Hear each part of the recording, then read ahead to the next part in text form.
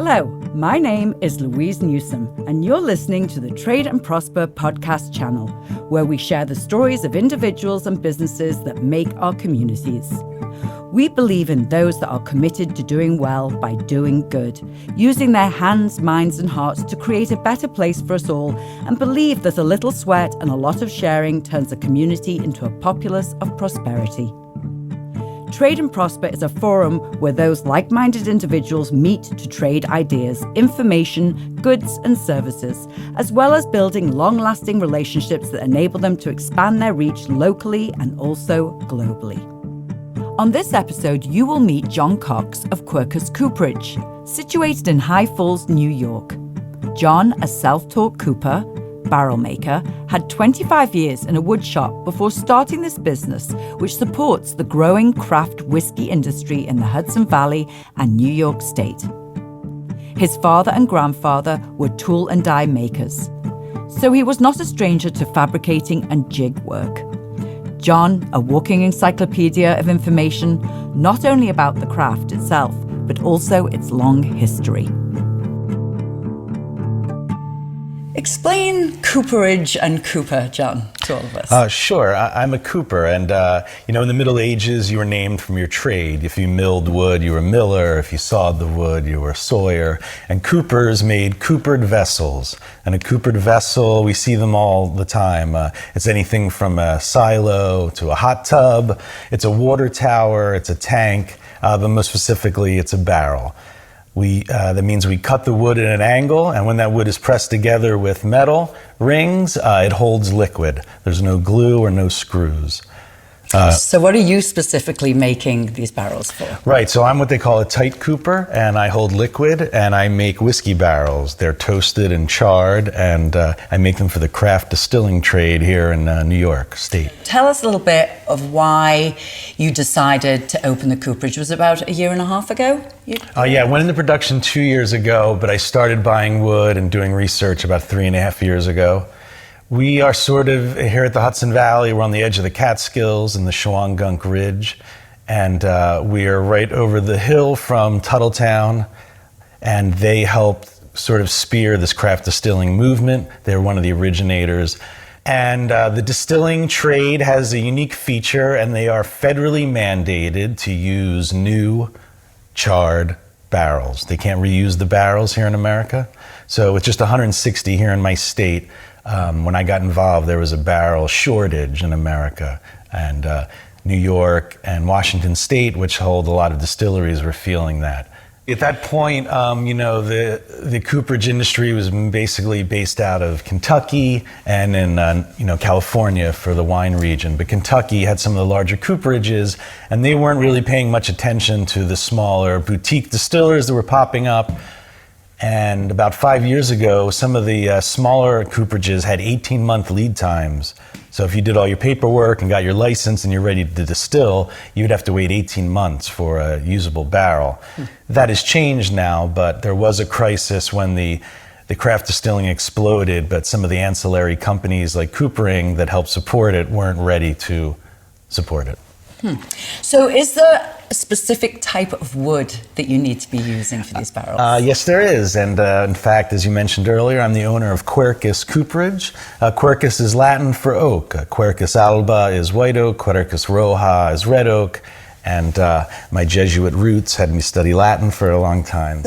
So we're named Quercus here, and that's because we use white oak. In fact, we use quarter sawn white oak. Quarter sawn means to cut the log into a quarter. Gives you a pie-shaped piece, and then the wood is extracted from there. By cutting the log in that way, gives you a watertight cask by turning the grain of the wood sideways across the face of the barrel. If we didn't cut a quarter sawn, the pore structure of the wood would just leach out the liquid.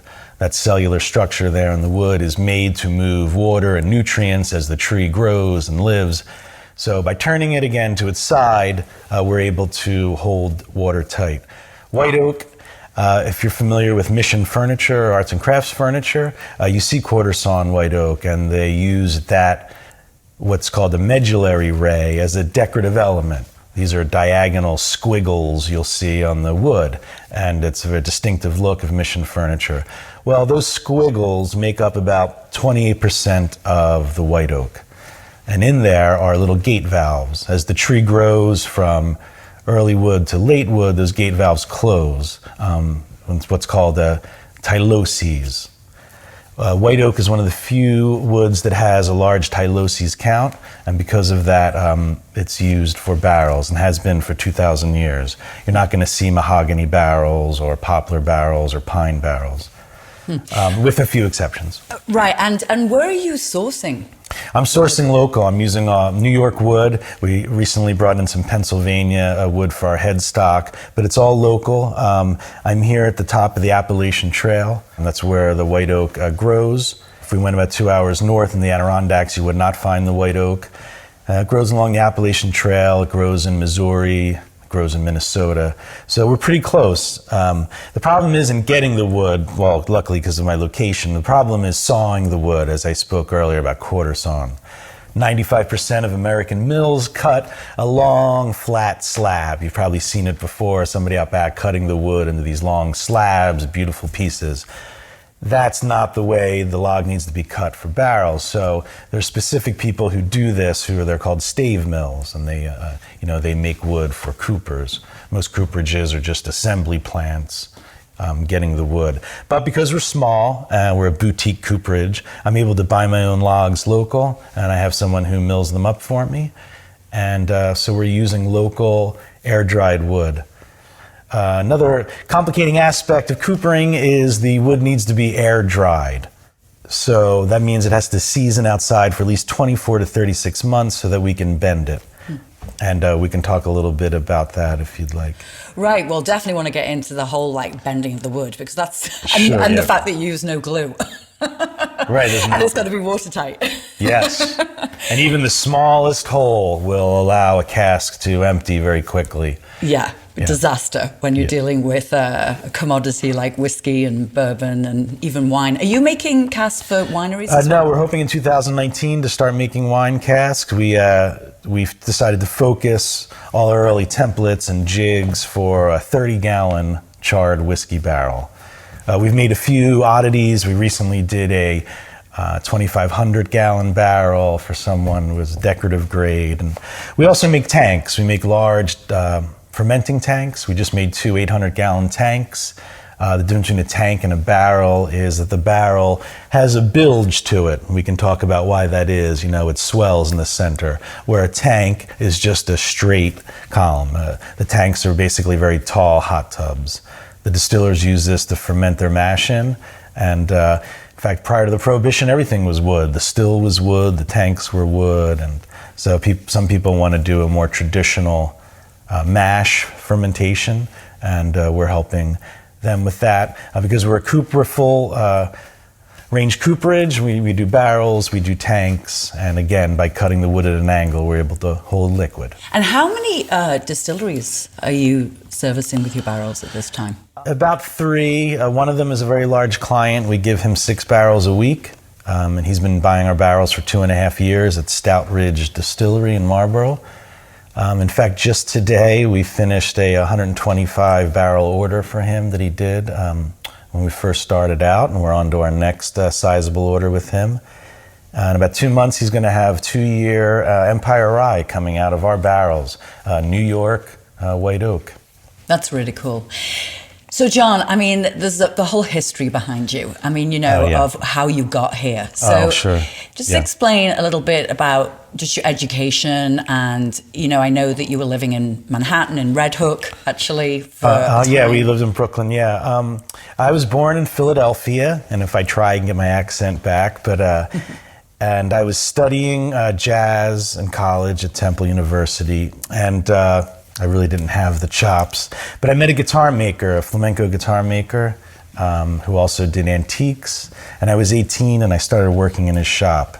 My father, his father, and his father before that all owned machine shops. I come from 3 generations of tool and die makers. They would make machines during the war years and after. They made stuff for the government. And they were constantly making things, but I didn't want to get into the metal, and I was drawn into the wood shop and started making guitars. I was an aspiring luthier. I was doing harp and dulcimer repair for someone. The recession hit in the late 80s, and there was a lot of wood shops everywhere. So it was easy to get space. I rented a wood shop from somebody who went back into the business sector, and did a lot of refinishing and started doing cabinet making. And I did that until from 18 to 24 in Philadelphia.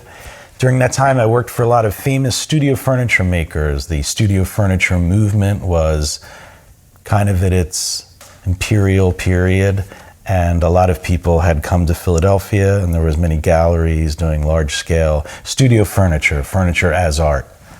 A lot of them had worked with Wendell Castle, a really famous furniture maker who later on in my career I would get to work with. At 24, I left Philadelphia and went to New York City.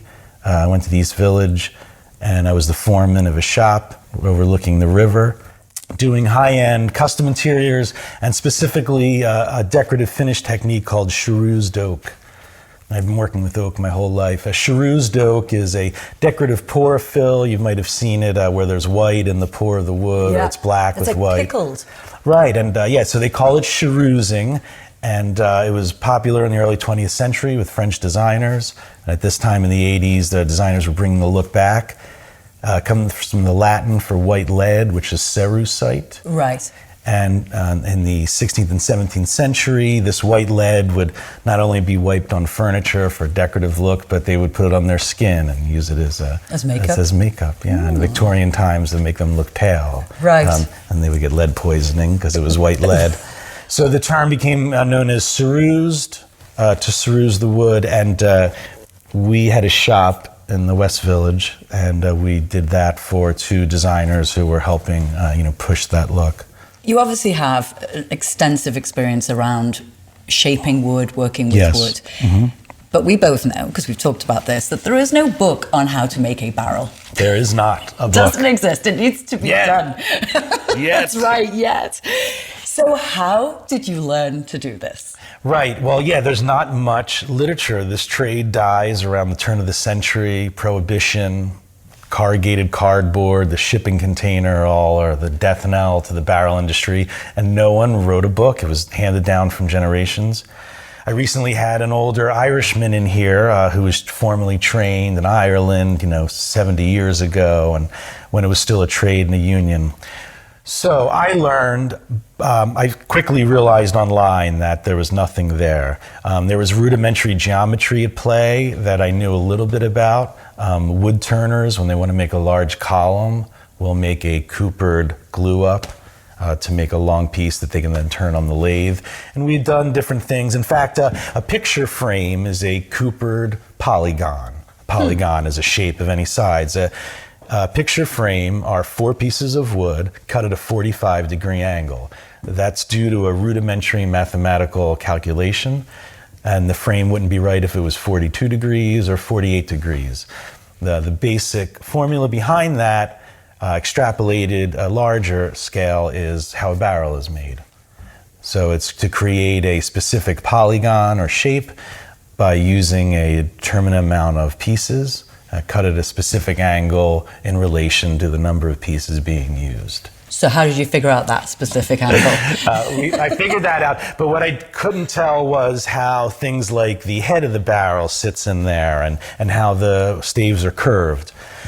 I started to buy tools, and at this point, I have a 5-man cabinet shop. We've moved upstate.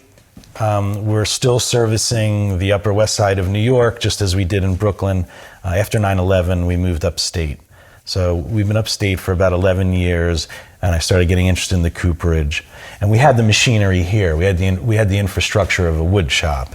It was just geared toward making decorative casework and interiors. We were building for the architectural trade. I was lucky enough to find a collection of tools from a museum in Ottawa that was deassessing their collection. Wonderful collection of hand tools, and I bought a large amount of them and brought them in, and at the same time bought about 4 or 5 barrels from different people, took them apart, measured the staves, why'd they do this, why'd they do that. It was like a cipher. and then figured out from the tools, okay, someone did this all day long with this hand tool. How can I do the same thing using some of my industrial machinery? The barrel has about 5 different systems that are coming together. There's bent wood. That wood is cut a specific way. There's a head. That head is inserted in a specific way into the barrel. There are steel bands that need to be rolled to hold that together. So it was a series of systems that we had to learn. I have very smart peers and meddling woodworking friends, and it was one puzzle after another. I then decided that I was getting serious, and I went to a cooperage in Minnesota called Black Swan Cooperage. They make about 42 barrels a day. They have about 20 people working there. That's actually a small-scale cooperage, 42 a day. Some of the larger ones are making 2,400 a day. So, now, do they have different machinery? Absolutely. My machinery is very rudimentary, mid-20th century machines, as you can see, along with the hand tools. The industry, like most others, has been revolutionized, been automated, been computerized. Do you think your barrels are better? I don't know if they're better. Somebody said there's a specific taste to them just because of my process and how I do it and the fuel that I use. And I don't know if they're better. I know that they don't leak. Well, that is good news. Yeah, and I know that the wood is local, so I'm providing a local terroir to my customers. What that terroir is still sort of undeterminable. We have this word, but what is it really? How do you, if we talk about the terroir of the Hudson Valley, is that a specific taste? What does that mean? So I think they're good. My client is very happy with what's coming out of them. I'm not overpowering the spirit. And it's maturing nicely in the wood. Again, I based all of this on these hand tools. I in no way decided to reinvent the wheel. I didn't decide that I was going to bring a unique outside of the box feeling to it. It's been done for 2,000 years in a very specific manner, and that was what my goal was, and that's what I'm proud of. So I know that they're well made and that they don't leak. That's great. Yeah, no, so let's talk about the toasting, because of course, anyone that visits a cooperage, sure, and that's the piece that they get really excited about, because they see that barrel burning, and so burning the wood, I mean, it's really a very important part of all this. It is. In fact, we do 3 different sort of heated wood elements in making the barrel, so I'll talk to you about them. We talked about how it's air dried. Well, okay, so when I was a cabinet shop and you came to me and asked for a walnut dining table, I would go buy kiln-dried walnut and we would make you a table. Because it had been stabilized and dried in the kiln, the wood was then stable and wouldn't turn into a piece of macaroni or twist around. That's great. And that's why your kitchen cabinet door stays straight. Yeah. Once that has been put into the kiln, the structure of the wood crystallizes. It gets very hard. When that happens, someone like a cooper, I can't bend that wood. It's already been crystallized. So that's why we air dry the wood. We air dry it so I can bring the moisture content down to the level that I want, because the tree is very wet when it's cut. So we're bringing it down. And how do you test that? We have moisture testers that we test when the wood is ready. And boat builders are the same way. Boat builders and coopers share a specific thing. They're bending oak to keep the water out, and we're bending oak to keep the water in. So they use air-dried wood also, and wood turners will also use air-dried wood. So we have to air-dry our wood. So my first step to bend the wood is that I have to steam it. So I'm introducing heat by steaming the wood. I wet the wood, and for about 45 minutes over a small open fire of the same wood that I'm using, I steam the wood to get it pliable. The wood is like a bundle of straws, okay? And those pieces of straws are held together by a membrane called lignin. And that lignin is a sort of a gelatinous organic compound. By steaming and heating the lignin, I'm softening up a little bit so that I can bend it. I then toast the barrel. I'm toasting the barrel for 2 reasons now. A, I want to harden the lignin, just like it happened in the kiln before. And that sets the barrel. That means that if I were to take the rings off of the barrel, the staves wouldn't wang back to straight. I've set them, I've toasted them. I'm also now toasting the sugar that's present in some of these things I've talked about, the lignin and the medullary rays. They hold cellulose and hemicellulose. These sugar compounds start to add different flavor profiles as I toast the wood. The distiller is very specific on his toasting level and then his charring level. If we were making wine barrels, we'd also be toasting the wood for different protocols that they have in the wine industry. They stop after toasting and the barrel is ready to be headed. In the whiskey industry, they then want the barrel charred. So the charring happens when the barrel is complete. The charring happens right in this stage here. You can see a barrel here next to us. For you listeners, we're looking at an open barrel with no top or bottom, and we can see the inside. It almost looks like charcoal. The inside's alligatored. This is why your whiskey is brown. Vodka, gin, tequila, things that aren't aged in wood are clear. When the whiskey goes into the barrel, it is clear. It's like moonshine, which is a type of whiskey that isn't aged in a barrel. When it interacts and matures inside that barrel, it pulls that char and it gives it its brown color. So the amount of char and the amount of time that it sits in the barrel is going to affect the flavor profile. Yeah, absolutely. And so back to our process, we've toasted the barrel, now we're going to char it. I introduce about 1300 degrees for about 30 seconds inside the barrel. I use a small handful of sawdust and air to create a sort of hyper vortex of flame. And this introduces enough heat to char the inside of the barrel without setting it on fire. I like to say that I'm not burning the wood, I just have the wood very close to something hot. And that gives us an immediate charred surface. We also then char the heads. The heads make up 25% of the interior surface of the barrel, and it's important that we char those also. We have 5 different char levels, and again, the distiller will ask us what level. It's almost like he's ordering a steak. He wants it medium rare or he wants it well done. So we do it according to their flavor profiles. Both of these processes bring out all the different flavors you taste when you drink your whiskey, whether it's smoky or sweet, or if you taste a little vanilla, or if you taste a little chocolate or chili. It's all by manipulating the length of toasting and the length of the charring. How do you keep it consistent? We time it. Right. We use time. There are machines out there that have digital propane burners, but some people will say the propane introduces nitrous oxide or carcinogenic surface area inside the wood. I don't know if it does, but I do know that we don't use it. We use sawdust, and I create a fire using that. And as we're milling up the wood for the barrel, it's making so much sawdust and cut off. So we're able to harness that as our fuel to do the toasting and the steaming and the charring. Right. So, so your waste is minimal.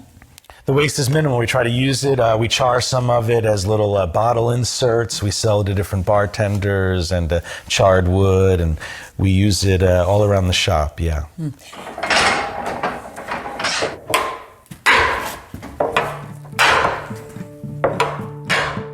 Thank you for joining me today on Trade and Prosper.